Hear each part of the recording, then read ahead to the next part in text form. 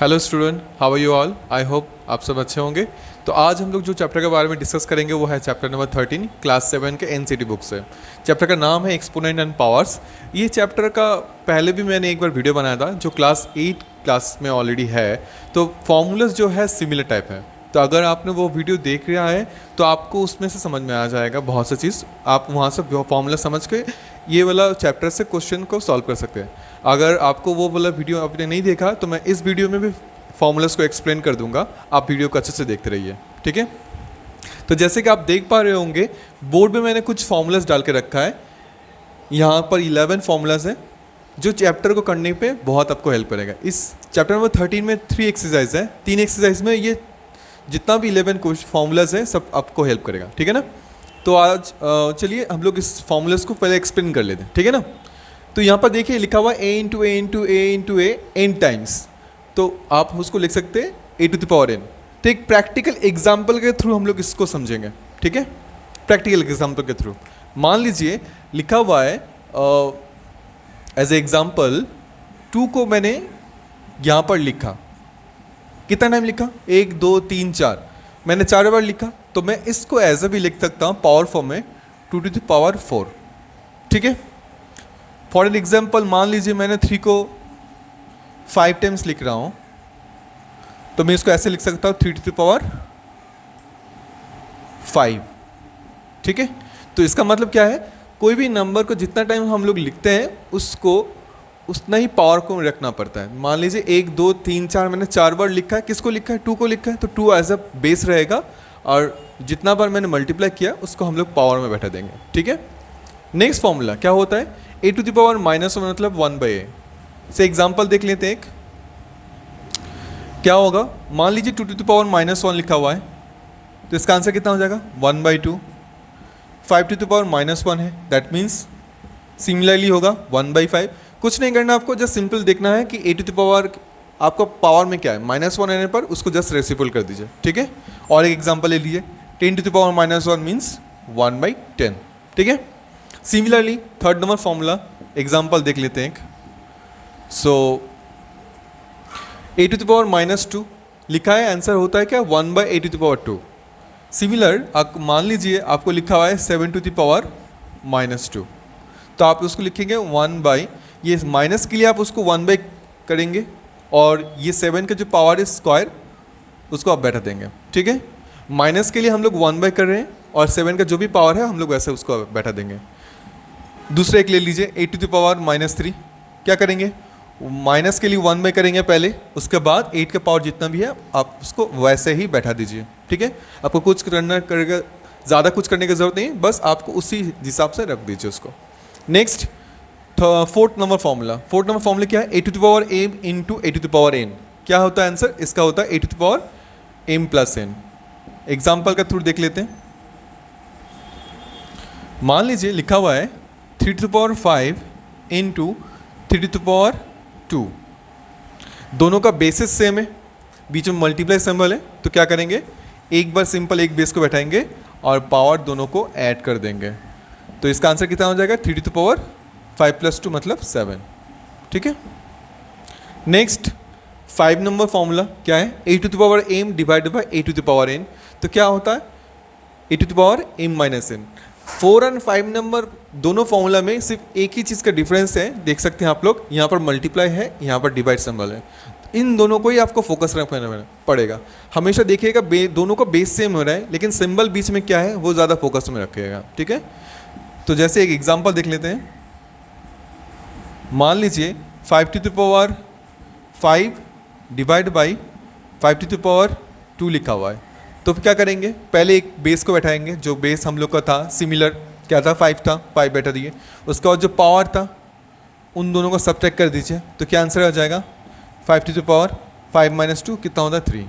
अब अगर इसको आपको बोला है एक्सपोनेंट्स में निकालने की, अगर एक्सपोनेंट्स बोला है तो आपको यहाँ पर ही खत्म हो गया। एक्सपोनेंट्स मतलब पावर फॉर्म में, तो यहाँ पर ही आप रख दीजिए। अगर आपको बोला इवैल्यूट करना, फाइंड द वैल्यू करना, सिंप्लीफाई करना, तब इसको मल्टीप्लाई करके आप आंसर निकालें। 5 को 3 टाइम्स मल्टीप्लाई कर दीजिए, 5 × 5 × 5, इसका आंसर आ जाएगा 125, ठीक है।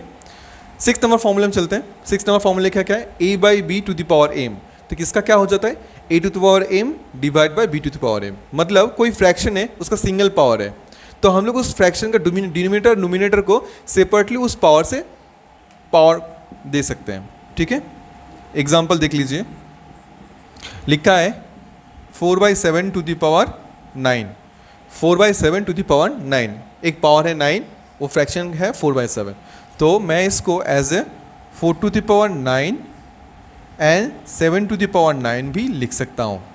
ठीक है, उसके बाद बाकी कैलकुलेशन जो भी होगा उसको करना पड़ेगा। हमें जिस बोला गया है इस फॉर्मूला को हम लोग इस फॉर्म में भी रख सकते हैं, तो मैंने आपको एग्जांपल थ्रू दिखा दिया, आई होप आपको उसको समझ में आएगा होगा। नेक्स्ट 7 नंबर फॉर्मूला में कोई फ्रैक्शन है जिसका पावर नेगेटिव में है, अगर मुझे उस पावर को पॉजिटिव में करना पड़ेगा तो क्या करेंगे, पावर को अगर पॉजिटिव में कन्वर्ट करना पड़ेगा उस फ्रैक्शन को उल्टा कर दीजिए, जैसे है उसको पावर फॉर्म में वैसे रखिए, बस फ्रैक्शन को उल्टा कर दीजिए। एग्जाम्पल देख लीजिए, मान लीजिए 2/3 टू द पावर -2 लिखा हुआ है। माइनस के लिए जस्ट आप इसको पॉजिटिव में लेकर चाहते हैं तो क्या करेंगे, फ्रैक्शन जो है 2/3 इसको उल्टा कर दीजिए, मीन्स दैट 3/2 लिख दीजिए, और पावर में जो माइनस है उसको अभी लिखने की ज़रूरत नहीं है, बस इसका आंसर हो गया 3/2 टू द पावर 2। ठीक है, तो इसका मतलब ये था। अभी हम लोग इस फॉर्मूला को इस फॉर्म में भी ऐसे करके रख सकते हैं। 8 नंबर फॉर्मूला क्या लिखा हुआ है, A to the power M into B to the power M, A to the power M into B to the power M equal to A into B to the power M. अगर दोनों में एक चीज़ focus कीजिएगा, ये 8 number formula और आपका 4 number formula, बहुत student क्या होता है इन दोनों में कंफ्यूज हो जाते हैं। 8 नंबर फॉर्मूला और 4 नंबर फॉर्मूला में दोनों में ही मल्टीप्लाई सिंबल है, और दोनों में ए बी का जैसा हम लोग देखते हैं कि दोनों में कंफ्यूज हो जाते हैं स्टूडेंट की मल्टीप्लाई तो इसमें भी है इसमें भी है, कौन सा फॉर्म यूज़ करेंगे। दोनों में डिफरेंस क्या है, दोनों में डिफरेंस है। 4 नंबर फॉर्मूला में बेसिस सेम है, 4 नंबर फॉर्मूला में बेसिस सेम है, लेकिन 8 नंबर में वो बेसिस सेम नहीं है, उसमें देखिए बेसिस ए और बी है, उसमें पावर सेम है। तो क्या होगा, अगर कभी भी पावर सेम हो जाता है बेस सेम नहीं होता है, तो सिंपल आपको बेस को मल्टीप्लाई करना पड़ेगा और पावर को सिंगल 1 स्टेप रखना पड़ेगा। एग्जाम्पल देख लीजिए, एक मान लीजिए यहाँ पर एज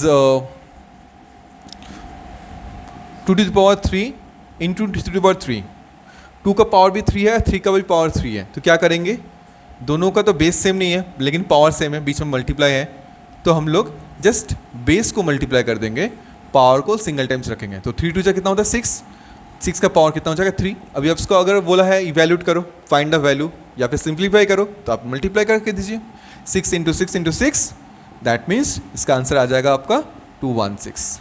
ठीक है, जस्ट ये चैप्टर जो है फॉर्मूला का खेल है, अगर आपको फॉर्मूला पता होगा तो ये चैप्टर को आप इजीली सॉल्व कर पाओगे। ठीक है, अगर आपको चैप्टर में फॉर्मूला नहीं पता है तो आपको कोशिश मतलब ये चैप्टर सॉल्व करने का टाइम लगेगा, बस इतना ही मतलब है।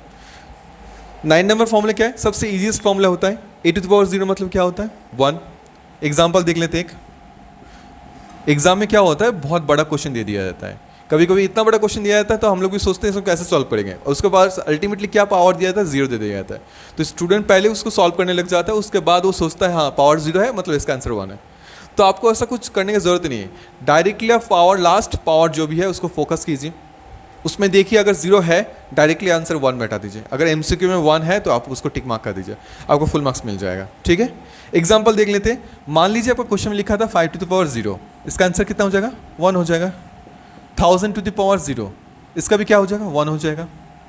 कोई नेगेटिव बेस है, मतलब मान लीजिए -2 है, उसका पावर 0, तब भी उसका क्या आंसर आएगा 1 आएगा। ठीक है, तो हमेशा कभी भी याद रखना है 0 पावर मतलब वैल्यू 1। 10 नंबर फॉर्मूला क्या है, A to the power M then another power is N, मतलब 2 पावर आ रहा है। जब कभी भी ऐसा हो कि एक से ज़्यादा पावर आ रहा है, मतलब 2 3 4 ऐसा पावर आ रहा है, तो जितना भी पावर है आप सबको मल्टीप्लाई कर दीजिए, बेस को सिंगल बैठाइए। जैसे यहाँ पर मेरा बेस ए था, मैंने एक बार बैठाया है, और 2 जो पावर था मैंने 2 को मल्टीप्लाई कर दिया, दोनों पावर को मैंने मल्टीप्लाई कर दिया। ठीक है, एक एग्जाम्पल थ्रू से समझेंगे। मान लीजिए मेरे एक नंबर है 2 है, उसका एक पावर 3 है, देन उसके अनदर पावर 5 है, देन उसके ऊपर और दूसरा एक पावर था जो है 2, तो उसको कैसे सॉल्व करेंगे। तो सिंपल सा बात है, जो बेस है उसको एक बार बैठाइए, जो पावर था एक बार 3 5 2 था, 3 5 2 सबको मल्टीप्लाई कर दीजिए, तो 2 टू द पावर कितना हो जाएगा 3 5 ज़ा 15, 15 2 ज़ा 30, तो इसका आंसर आ जाएगा 2 टू द पावर 30। ठीक है, आप ऐसे कर सकते हो। जितना भी ज़्यादा पावर देना की हो, जस्ट आपको देखना पड़ेगा कितना पावर है, जस्ट मल्टीप्लाई कर दो आप, बस आंसर हो जाएगा। लास्ट 11 नंबर फॉर्मूला जो सबसे मोस्ट इंपॉर्टेंट है, स्टूडेंट इसमें बहुत बार गलती कर देते हैं क्योंकि कभी समझ नहीं पाते कि अगर माइनस को कितना बार मल्टीप्लाई करेंगे तो प्लस में आएगा। तो हमेशा याद रखिए, अगर कभी भी कोई नंबर है जिसका माइनस है एज ए बेस है और उसका पावर जो है इवन में है, तो हमेशा जो आंसर आएगा वो पॉजिटिव में आएगा। और माइनस अगर पावर ऑड में है तो आंसर जो भी आएगा वो नेगेटिव में आएगा। जैसे एग्जांपल देख लीजिए, एग्जांपल एक मैं आपको समझा देता हूँ। मान लीजिए -2 टू द पावर 2 लिखा हुआ है, ठीक है, पावर क्या है, इवन है, 2 इवन होता है, तो माइनस को मैंने 2 टाइम मल्टीप्लाई करना है, तो माइनस में से क्या होता है, प्लस हो जाता है। और 2 का स्क्वायर मतलब 2 को भी 2 टाइम मल्टीप्लाई कीजिए, 2 से कितना होता है, 4 होता है। तो अल्टीमेटली आंसर चेक कीजिए, देखिए अगर मैंने माइनस को इवन टाइम मल्टीप्लाई कर रहा हूँ तो आंसर पॉजिटिव में आ रहा है। लेकिन अभी इसी माइनस को अगर मैं ऑड टाइम्स मल्टीप्लाई करता हूँ, -2 टू द पावर 3, तो -2 को मैं 3 टाइम्स मल्टीप्लाई कर रहा हूँ, तो आप भी यहाँ पर ट्राई कीजिए, -2 इंटू -2 इंटू -2, ठीक है ना। तो माइनस माइनस से हो जाता है प्लस, प्लस माइनस से हो जाता है माइनस, तो आप यहाँ पर माइनस बैठाइए। अभी 2 को 3 टाइम्स मल्टीप्लाई कीजिए, 2 2 ज़ा 4, 4 2 ज़ा 8, तो आंसर आ जाएगा आपका -8। तो आप देख रहे हैं कि यहाँ पर अगर माइनस का पावर ऑड में है तो आंसर क्या हो जा रहा है, माइनस में आ रहा है, और यहाँ पर माइनस का पावर अगर इवन में होता है तो आंसर क्या होता है, पॉजिटिव में आ रहा है। ठीक है ना। ये है कुछ बेसिक फॉर्मूलास जो chapter number 13 exponential power chapters को करने में आपको इजीली हेल्प करेगा। तो आप इसके बाद जो मैं एक्सरसाइज स्टार्ट करूँगा, अच्छे से आप फोकस कीजिए, हम लोग हर एक क्वेश्चन को इजीली सॉल्व करेंगे। ठीक है, चलिए नेक्स्ट क्वेश्चन करते हैं।